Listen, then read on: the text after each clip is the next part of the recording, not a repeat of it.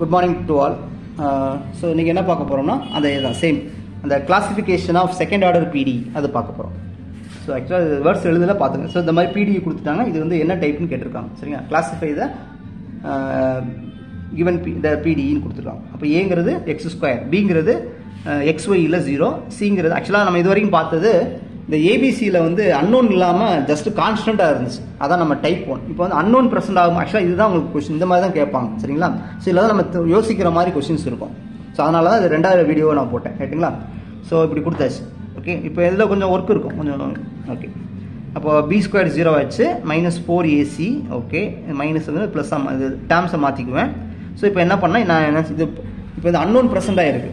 அப்போ நான் வந்து என்ன பண்ணணும்னா இதை என்னன்னு பார்க்கணும். அப்போ ஃபர்ஸ்ட் என்ன கொடுத்துருக்காங்கன்னா ஒய் வந்து ஒய்யோட ரேஞ்சு கொடுத்துருக்காங்க. 1லேருந்து 2 வரைக்கும் கொடுத்துருக்காங்க. ஏன்னா அப்போ இந்த டேர்ம் நான் கண்டுபிடிக்கணும். அப்போது ஸோ ரியல் அனாலிசிஸ் இந்த வேலையை நம்ம பண்ணுவோம். ஆக்சுவலாக யார் ஒருத்தர் ட்ரையாங்கிள் இன்இக்வாலிட்டி இன்இக்வாலிட்டியில் கரெக்டாக ஒர்க் பண்ணுறாங்களோ அவங்களுக்கு அனாலிசிஸ் சூப்பராக வரும். ஸோ இன்இக்வாலிட்டியில் ஒர்க் பண்ண தெரியணும். ஸோ அது ரொம்ப முக்கியமான கான்செப்ட். இன்இக்வாலிட்டியில் யார் ஒர்க் பண்ணுறாங்களோ அவங்களுக்கு அனாலிசிஸ் சூப்பராக வரும். ரியல் அனாலிசிஸ் இன்இக்வாலிட்டி தான் ஒர்க் பண்ணுறது தானே. சரிங்களா, ஸோ அப்படி கொடுத்தாச்சு. ஸோ இதெல்லாம் நீங்கள் பழக்கப்படுத்திக்கணும். இப்போ y² போடும்போது நான் 1 to 4 வரைக்கும் எடுத்துக்கும். அப்போ நம்ம -1 சப்ராக்ட் பண்ணும்போது இங்கே 0 ஆயிரும், 3 ஆயிரும், <0 கரெக்டுங்களா. அப்போது இந்த வேல்யூ 0லேருந்து 3 அது பாசிட்டிவ்னு சொல்கிறோம். 0க்கும் 3க்கு இடையில உள்ள பாசிட்டிவ் வேல்யூவாக இருக்கும். அடுத்து எக்ஸ் கொடுத்துருக்காங்க. எக்ஸ் வந்து 2 to 3 கொடுத்துருக்காங்க. ஓகேங்களா. அப்போது 2 to 3 நான் ஸ்கொயர் பண்ணும்போது 4 to 9 மாறிடும். ஸோ அப்போது இங்கே பாருங்கள், இப்போ இந்த value positive value lies between 4 to 9. This is positive value lies between 0 to 3. அப்போ anyway this value is positive. On டிங்கிறது இந்த இதை வச்சு எழுதுறது. On D X comma Y belongs to R2. எக்ஸோட இது எழுதணும், ஒய்யோட. ஸோ இதுதான். ஸோ இந்த ரெக்டாங்குலர் ரீஜியன் ஆக்சுவலாக ஒரு ரெக்டாங்குலர் ரீஜியன். இந்த ரெக்டாங்குலர் ரீஜியனில் இது வந்து ஹைபர்பாலிக்காக இருக்குது. சரிங்களா. ஓகே, அடுத்த கான்செப்ட் பாருங்கள். இந்த மாதிரி கொடுத்தாச்சு. ஸோ இது பிரச்சனை இல்லை, கான்ஸ்டன்ட்ஸ் தானே இருக்கு. ஸோ -4 வந்துருக்கு on some region D. Okay, எல்லாம் இப்படி போடலாம். For any region for any region D subset of R2. ஓகேங்களா, எந்த ஒரு R2ஓட எந்த ஒரு சப்செட் எடுத்தாலும் ஆன் எனி ரீஜியன் கூட போட்டுக்கலாம். இது டிபெண்ட் பண்ணாது. Any region D R2. சரிங்களா. ஆக்சுவலாக இதை பேஸ் பண்ணி வரும். எனி போட சம்மே போடுவாங்க. ஏன்னா சம் எக்ஸ் வேல்யூ ஒய் வேல்யூக்கு இது டிஃபைன் ஆகாமல் இருக்கும். சரிங்களா, அந்த பிடி வந்து டிஃபைன் ஆகாமல் இருக்கும். ஆனால் சம் போட்டாலும் பிரச்சனை கிடையாது. ஓகேங்களா, சம் ரீஜியன் டி R2. ஓகேங்களா. ஆனால் இங்கே சம் ரெஸ்ட்ரிக்ஷன் இருக்கும். அந்த பிடி வந்து டிஃபைன் பண்ணுறது சம் ரெஸ்ட்ரிக்ஷன் தான் டிஃபைன் பண்ணியிருப்பாங்க. For every X comma Y belongs to R2ன்னு போட்டுக்க மாட்டாங்க. சரிங்களா. ஸோ அதனால் சம் ரீஜியனே போட்டுருவோம். அப்போ வந்து லெசன் வந்ததுனால இது எலிப்டிக். சரிங்களா. ரைட், இதை பார்க்கலாம்.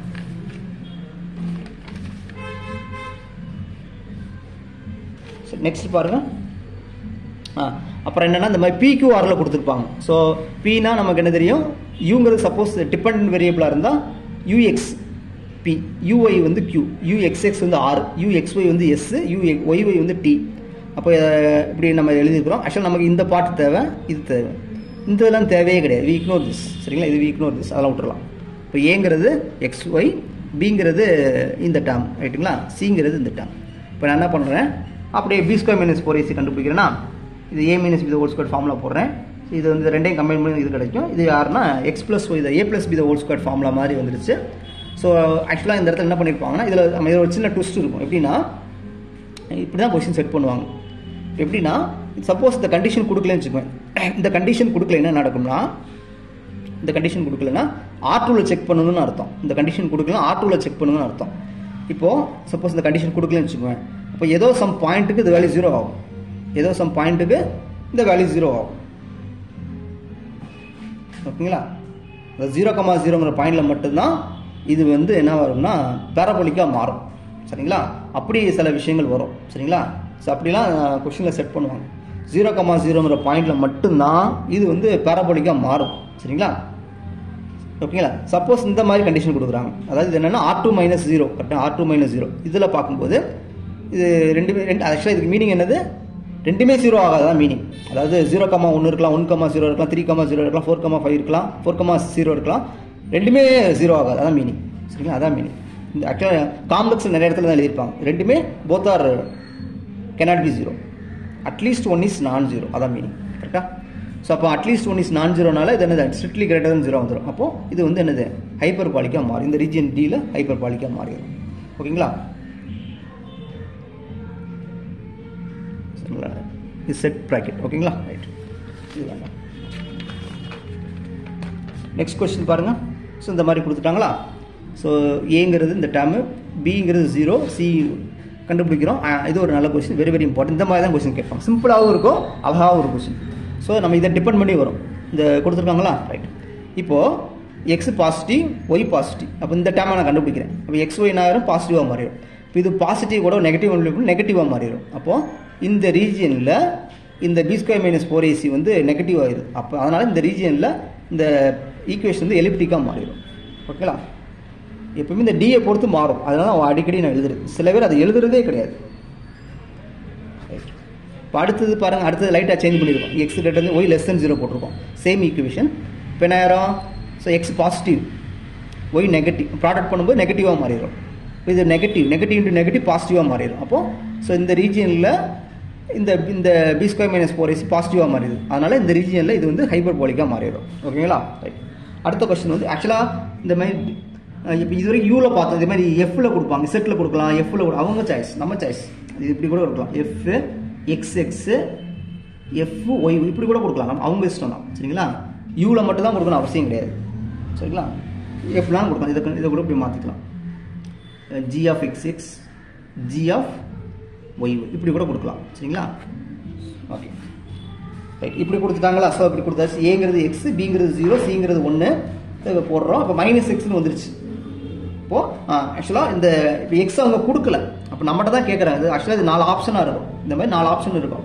இப்படி கொடுத்து இது 4 ஆக்சுவலாக இது first option, second option, third option இருக்கும்.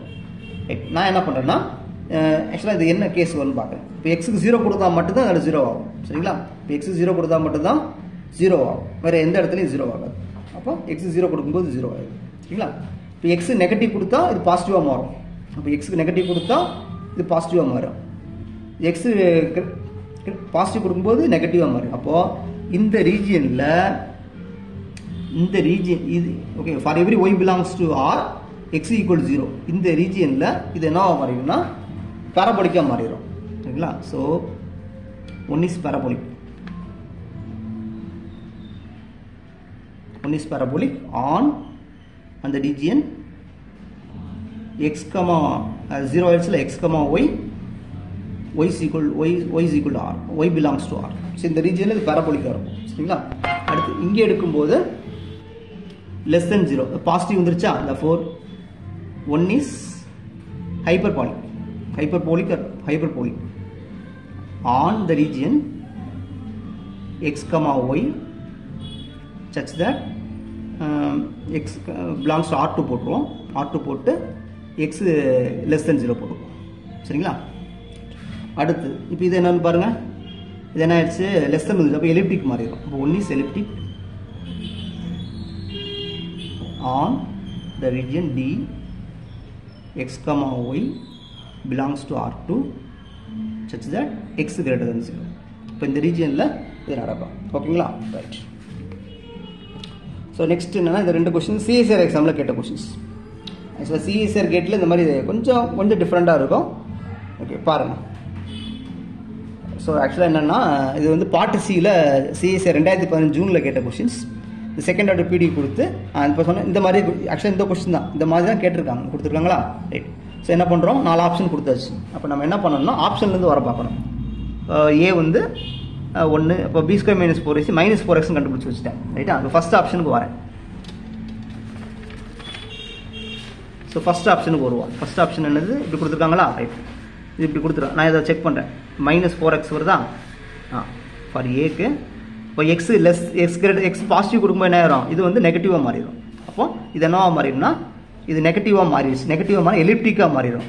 அப்போ அவங்க எலிப்டிக்னு கொடுத்துருக்காங்க. அப்போ அதனால் ஏ ட்ரூ ஆயிரும். அடுத்து எக்ஸ் கிரேட்டர் தன் 0 கொடுத்துருக்காங்க. எக்ஸ் கிரேட்டர் தன் 0 கொடுக்கும்போது இது நெகட்டிவாக மாறிடும். அப்போ இது என்ன நெகட்டிவாக மாறும்போது இது எலிப்டிக்காக மாறிடும். ஆனால் அவங்க என்ன கொடுத்துருக்காங்க? ஹைப்பர் பாலிங் கொடுத்தோன்னா அது பி வந்து ஃபால்ஸ் ஆயிரும். சிக்கு வரும்போது எக்ஸ் லெஸ் தென் 0 கொடுத்து எக்ஸ் லெஸ் தென் நெகட்டிவ் பாசிட்டிவாக மாறிடும். இப்போ இது என்னதுன்னா ஹைப்பர் பாலிக்காக மாறிடும். எலிப்டிக்னு கொடுத்துருக்காங்க. அதனால் சி ஃபால்ஸ் ஆயிரும். அடுத்து ஃபார் டிக்கு வருது. டியில் வந்து எக்ஸ் லெஸ் தென் 0 கொடுத்துருக்காங்க.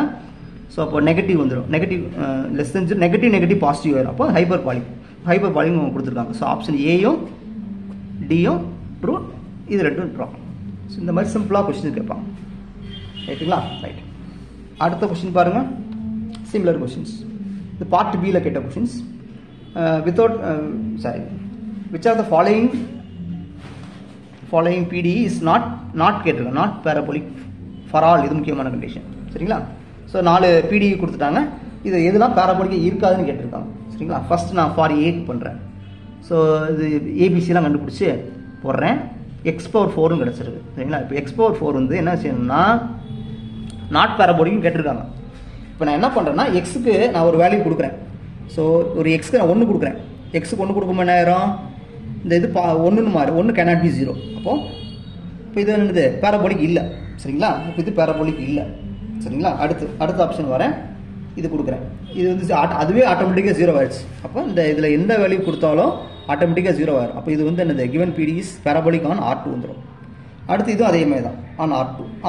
அப்போ இது 4மே இந்த 3மே என்னது R2ல பேரபோலிக்காக மாதிரி. இது வந்து அதாவது 0 மட்டும்தான் 0, அதாவது 0, இந்த பாயிண்டில் மட்டும்தான் பேரபோலிக்காக இருக்கும். மற்ற எந்த பாயிண்ட்லும் பேரபோலிக்காக இருக்காது. சரிங்களா? இப்போ அதனால் இதுதான் நாட் பேரபோலிக். ஸோ இதுதான் கரெக்டான ஆன்சர் கூட.